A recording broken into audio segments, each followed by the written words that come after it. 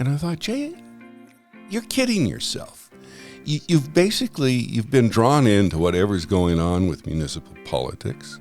I got to do a pilot project with the Public Matters podcast, so I got more engaged with the city and the issues that were going on over that time frame.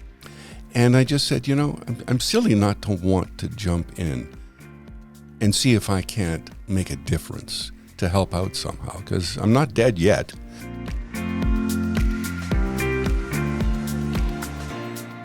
This episode of Bring Back the Porch, brought to you by Bernie Leahy, River Street Realty. Let's get you home.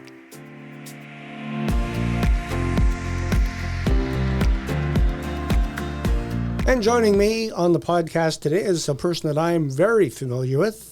You were my boss for how many years? I'm not sure. 25. 25 years. 1990. It was a hot August day. Was it a Tuesday? Yeah. That was our joke at the station. Yeah. Yeah. Jay Hitchen was the program director for 1270 Chat when he began. And then we morphed into New Country 1270 Chat, and then it morphed into the Wild 94.5. Oh, don't forget FM. We did that transition in between. That was big. That was a cold January day. Yeah, we did that too. That was big. Yeah. So welcome to the podcast. Welcome to the Porch. I tell you, I love this new iteration of you, Brian. Oh, really? Oh, no. I mean, it's great, to find life after. And let's face it, I mean, we've both spent a lifetime in community service. Mm-hmm. And essentially, that's what you're doing here. You're offering a very valuable service to Medicine Hat. So thank you for jumping up as your grandkids encouraged you to do. Yeah, they were the ones that said, Dad, you got to do a podcast. And I said, what's a podcast? I wasn't Typical sure. BK. What? I'm so focused on what's happening in front of me that, everything else is periphery. But to the matter at hand, your candidacy for city council on October 20th. You tried 4 years ago. Wasn't successful. So it wasn't even close. And I'll tell you why. I got lots of reasons why. Yeah. Basically, I put my name in because I thought it would be a good idea. It was 2021. COVID was still fresh. Public forums weren't really in my playbook or door to door, or much of a budget for that matter. Mm-hmm. We had just had our first grandchild, and if I wanted to hold her, I had to make sure that I was healthy, and nothing was going to get in the way. So I don't say I ran last time. I put my name in. It was a learning experience, and it was well worth it. And I basically convinced myself that I didn't want to get into public office. Not again, not to be under that microscope, like we always were. Mm-hmm. And then my wife left me for a vacation with her sister. I'm glad you finished that sentence. Thank you. Bev is still there. And I was left alone. I had the grandkids for a little bit, and I came home. Mm-hmm. And I'm walking around the house, and I thought, Jay, you're kidding yourself. You've been drawn into whatever's going on with municipal politics. I got to do a pilot project with the Public Matters podcast, so I got more engaged with the city and the issues that were going on over that time frame. And I just said, I'm silly not to want to jump in and see if I can't make a difference to help out somehow, because I'm not dead yet. So it's just one of those things that, a matter of civic duty that I thought it was my time to step up. And if I was going to do it this time, and here I find this funny, maybe you will too.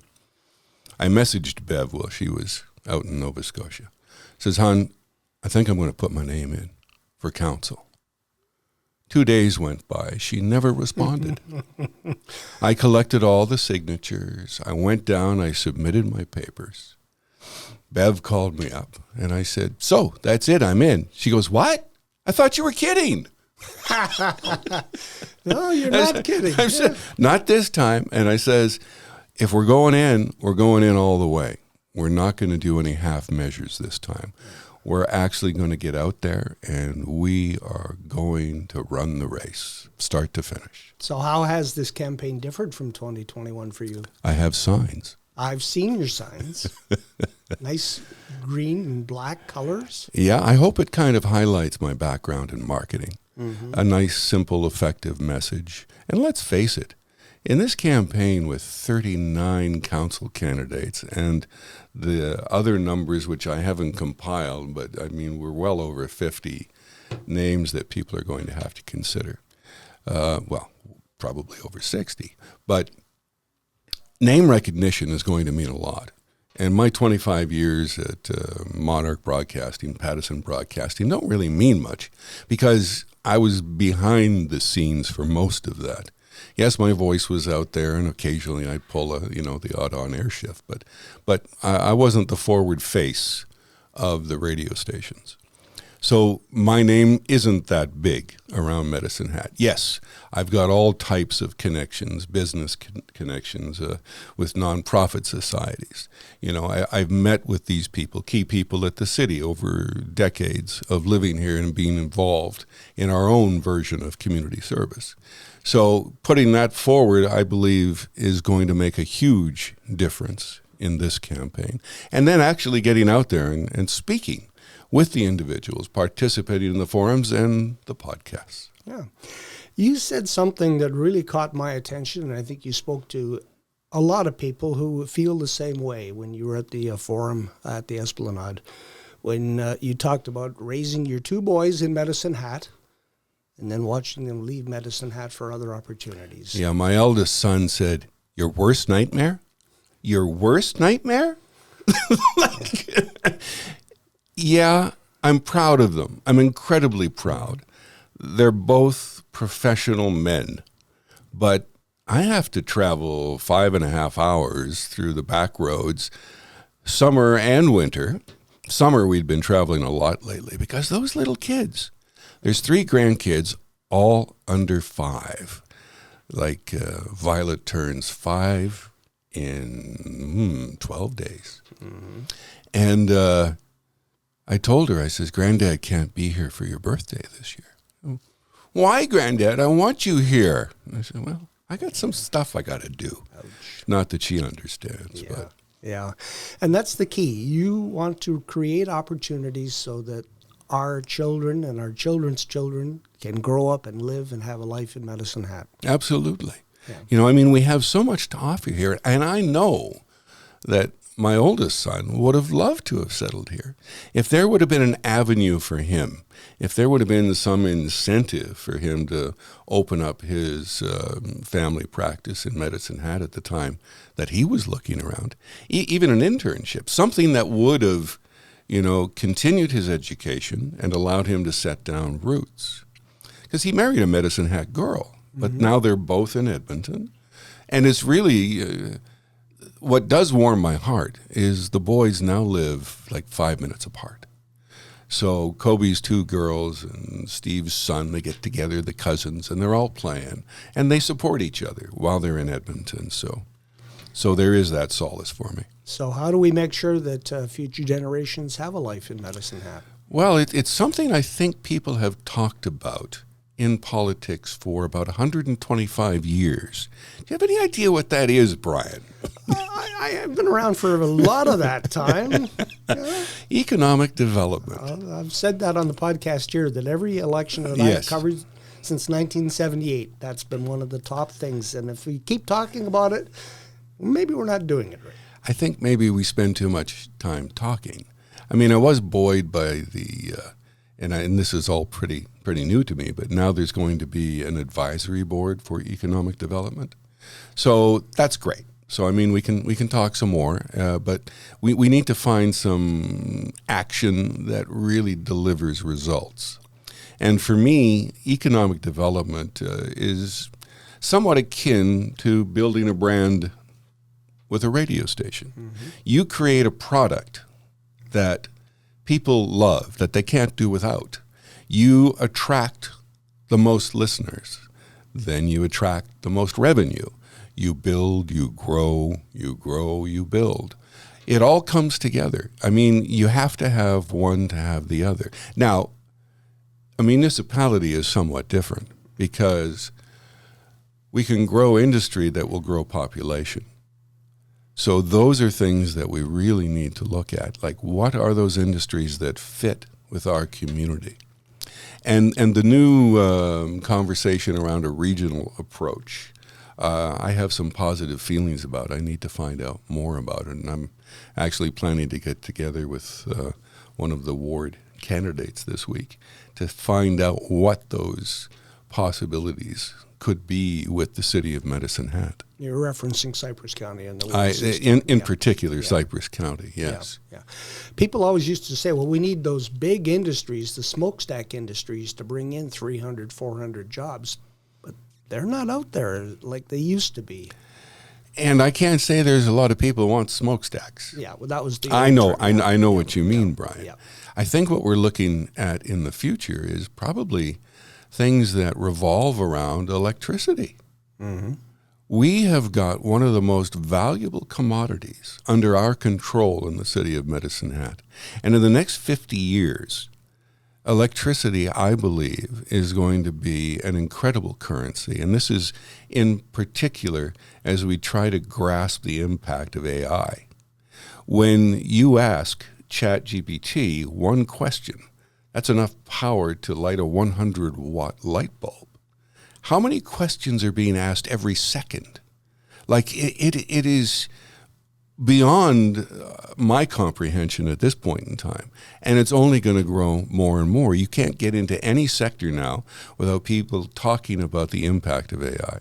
So why not Medicine Hat? Why not? Yeah. I know Lorne Taylor years ago, back in the 90s, when he was an Alberta cabinet minister in NMLA, he said Medicine Hat could become another Silicon Valley. We had the people here that had the knowledge through, I believe it was Alan Joyce and his company that developed a point-of-sale system. AutoStar is still here. Yes. We had all and have done incredibly well. We had all the people out at Suffield that had, lots of expertise in different areas, and yet it never happened. We had the power. The internet allows people now to work from anywhere. So quality of life in Medicine Hat should be attracting those people to come here and live a good life and still make a good income. Without smokestacks. Without the smokestacks. Not that we can't have a few. Yeah. We've got some awfully good industry in town. Mm-hmm. And that's one of the things, that I always used to preach whenever I was trying to attract the right personalities to come to Medicine Hat. It was always about our diverse economy, how we've got all these different industries. We don't just rely on one. We've got agriculture, we've got ranching, we've got carbon production, we've got this huge array, and we've got two major intersecting highways and access to the American border. We've got all these wonderful things that are here. So we need to capitalize on those more. You mentioned branding. Yes. The last 4 years, I think the brand of Medicine Hat has taken We've suffered. a bruising. Yes, we've suffered. So how do we, move on? Well, let's conduct ourselves professionally. Let's, come up and continue to come up with positive ideas and actions that reflect on our community. Trust is something that's easily lost, and it takes a long time to get back. But let's face it, most of our angst, I believe, comes from the national profile. I think in Medicine Hat, we can actually move beyond that a little bit slower than the rest of the world. By now, Toronto's forgotten about us, pretty much. But we haven't, so our memories are a little bit longer. So the new council will have to get out into the public. They will have to be, that forward face, as we've talked about. Have those conversations. Answer the tough questions. How do we restore trust? Day by day, person by person. You mentioned the national memory. The one memory that the national media keep bringing up is when Ted Clugston said there is no homeless in Medicine Hat. Yes, that was maybe not the right phrase. Yeah, because I know every morning when I drive into the downtown core, I can see the people who are camped, although this morning they have moved on from Armory Park, but they have been there in their numbers. Now they were underneath the canopy Town Square, but they're out there, and there are people who are unhoused for whatever reason, and we need to find a solution to that. And I don't know if Jay Hitchen has a solution, but I'm sure he'd be willing to work to find one. We have people here that work for the city that had the incredible, I'm not going to say fortune, but foresight to be able to tackle homelessness. Before Jamie Rogers was involved, I mean, she came down from Grand Prairie, if I'm remembering, when I sat down with her. And she brought a wealth of experience at that time, and I think she's been with the city now 12, 14 years. So when we say that we ended homelessness, as the announcement was, it actually was we reached what was called functional zero. And I won't do this as much justice as Jamie can. But it was one of those things that before we didn't know what homeless meant. We had no idea. There was no national definition for homelessness. So we actually in Medicine Hat achieved functional zero twice, with the previous definition way back when, and then with the newer definition when it was established nationally. And that lasted for about 7 months. But the population that you're referring to in particular, I do believe is more transient. And their numbers don't reflect the majority of the homeless population. They do reflect on it negatively, and they give people a general pause that all homelessness causes crime and dysfunction and drug abuse and addictions of every sort, mental anguish. And that's not entirely true. You know, there's a rather large percentage of the population living below the poverty line. They rely on our local services. These aren't bad people. These are people that have been dealt a raw hand. Maybe they lost their jobs during COVID. Maybe their houses were repossessed. Something unfortunate has happened to them, and they don't have the social network that some of us do. If either of our children suffered in any way, we would give up everything we had to take care of them. These people don't have that safety net. So as a community, we need to unite and figure out how best we can address these concerns. And it is not an easy answer. It is not an overnight answer. It is not one that's going to come solely out of the mouth of Jay Hitchen. It's going to be a collective effort on behalf of a majority of Hatters to come forward with solutions to the issue as opposed to just complaining about the impact on their lives. You said that you were able to work with the city doing a podcast, exploring some of the different things within the city of Medicine Hat. Did that give you a different perspective on what the city is all about? Because from the outside, people say, oh, they're doing this, or they should be doing that. I mean, everybody's an expert. They all have the answers. But when you were working a little closer to the people in the city, did you get a different view of what the problems that they face look like? No more than any engaged citizen could be. And that was the key issue, engagement. So yes, I had the opportunity to sit down and discuss issues with individuals that were making decisions. And that did give me that insight, which we shared publicly. But it was also signing up for every email, reading the press releases, being engaged in what City Hall does. I've heard countless times, well, the city never told me they were going to be doing that. You know, there was no discussion about what happened. I said, oh, yeah, that was actually discussed over a year ago. You know, no, that plan came out in 2013. This council did not create that plan. You know, you have to actually invest a considerable amount of time to understand everything that goes on in City Hall. And the special view that I had for the limited time I did and the efforts that I have taken over the last 4 years to understand it even better is still just a speck of everything that goes on. It's it's the largest employer in the city is the city. So, I mean, we have to take that into consideration. Like, you know, it's very complex. Job of being a city councilor is complex, and one of the tasks is looking after the utilities. There is the idea that maybe some of that should be removed from city council and put into a municipally controlled corporation. Others say, well, 120 years we've been looking after our utilities just fine, so why do we need to do that? I'm currently in the camp of why aren't we still doing that, and what happened or what changed that we no longer thought we possessed the skills to do that. I mean, city council doesn't make all of the planning, right? We approve the plans. We approve, whatever the budgets are. We have to look at those things, and we have to understand what we're looking at. But at what point did we, as a council, and I will use that loosely, lose that focus or that clarity of how the business operates? Is it complex? Absolutely. Will much of that be beyond my comprehension? Of course. I spent my life as a broadcaster. I could probably sit here and talk for 60 minutes about the effectiveness of Carbon Catcher without even understanding how it operates. But, that's a little look behind the curtain because, you can grasp a few facts and you can kind of tell a story based on that. But the biggest job is going to be to actually nail down what's changed, what's happened. As far as an MCC, I really have my doubts that it will return the benefits that the city of Medicine Hat wants. They have an initial expense somewhere around $5 million to start this. Well, we don't spend that kind of money easily.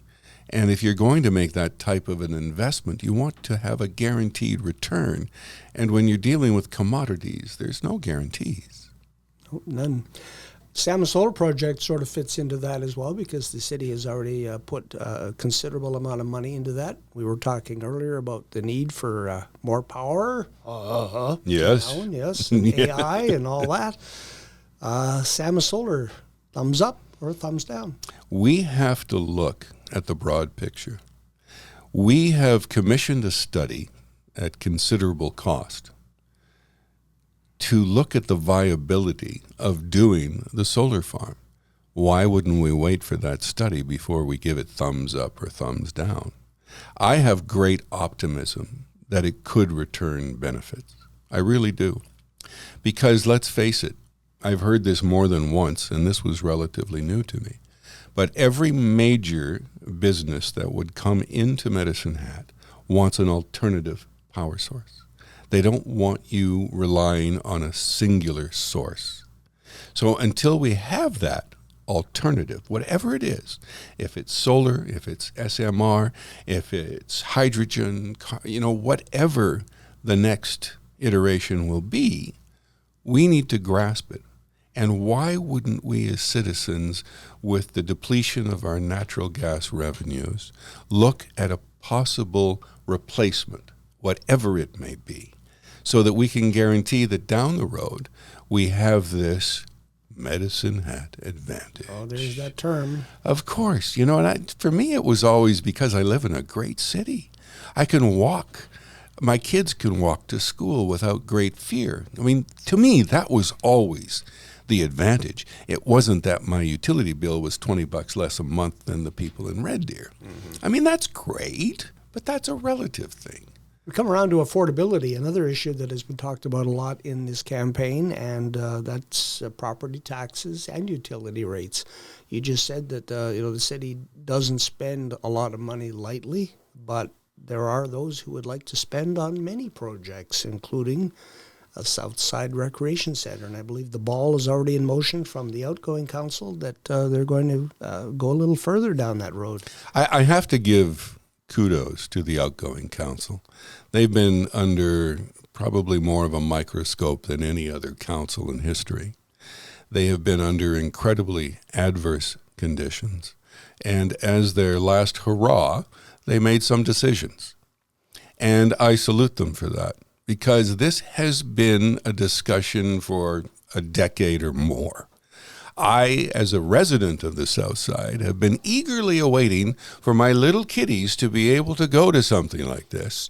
And my little kitty is now 40, and there's still nothing in the South. If we want to create this economic development, if we want to have the companies coming in, they want to have their employees and their families able to enjoy a comfortable life. And also the tourism aspect of it. how much do we lose down the road because, well, there's really not that much to do in this little sleepy burg, but it could be, hey, rather than Drumheller, and not dissing Drumheller, but they've created a wonderful little destination in their lovely little community that people flock to every summer. And what truly do they have that attracts them? They branded this big old dinosaur, and God forbid you tear that dinosaur down. It's on the ballot up there now. There are things going on that are sacrosanct. But anyway, back to the Southside Recreation Center. Yes, I'm in favor of it. And I would have voted similarly. And I do realize there will be taxation implications to that. But also let's temper that with the fact that there will be third-party interest, and that will decrease the overall demand. But you can't promise what you don't have. I've always believed in that broadcast saying, we under-promise and over-deliver. So in this instance, we're saying, ooh, this could be a real big hit on your taxes, but it might not. So if you're prepared for 3.5% and it turns out to be 1.7, you'll be ecstatic. So I don't know how that's going to turn out. They've commissioned $3.9 million, and this is just like 30% of the project. It's the planning, where the pipes go, all that stuff. And I think some of that money, too, is to build some sports fields in Briar Run, which is up next to the actually, that Marble. is a separate issue. I thought they were kind of... They were presented at the same time, but all they really okayed funding for was the development of a plan for the Southside Recreation Center. Briar Run is a separate project, separate part of town, and I do believe it will probably come up to next council to review that. Yeah. Obviously, because there's no more council meetings here. No, they have said sayonara. Yeah. They didn't get to say all their thank yous and goodbyes. No. Except for Allison Knodel. That was it last night. Yeah. I have referred to this on several of the podcasts that on October 20th, I have a very valuable currency that I only get to spend once every 4 years, and that is an X beside a certain candidate's name. Why should I spend my X beside Jay Hitchen's name? Well, I am what you see. I've always been a public individual. I'm not different in private than I am behind the microphone. I am genuinely who I am. I believe in doing the best. I believe in working the hardest. I believe in understanding the issues. I believe in listening first and acting second. I want to make an informed decision, and I want to do it on the best interest of all involved. I have no other ulterior motives other than giving back to a community that has given to me over 35 years now. And I've thoroughly enjoyed my life in Medicine Hat. And I know it can be better. And I also know that I have skills that would aid in that transition to a better tomorrow. So after 35 years, are you a hatter? No. Why not? You must know that by now, Brian. If you weren't born here, you don't get to wear that hat. It's just, and this is my friends that have been born here. Yeah. Now, whether this is a sentiment or not, but actually I have heard from a few that said it's even more extreme than that. You have to be third generation before you're considered a true hatter. Okay, well, then I qualify. Yeah, but although there was a vote, as you probably saw at the forum, so I've been given the honorary hatter hat. Honorary or ornery, I'm not sure which. Well, ornery could be one of them as well. Jay Hitchen, thank you very much, and good luck on October 20th. And good luck with the continuation of this podcast. You're doing a great job, Brian. Thank you.